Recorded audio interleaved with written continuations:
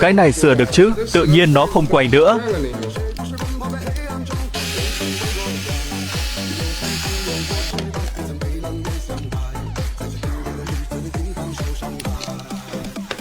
Công tắc bị hỏng rồi.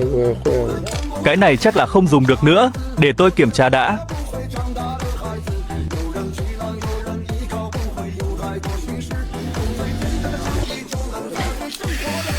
Mang về như thế này, để tôi xem có lắp lại được không. Chỉ thay mỗi cái này thôi cũng được. Chỉ là nhìn sẽ không đẹp lắm. Bao nhiêu tiền? 30.000 thôi.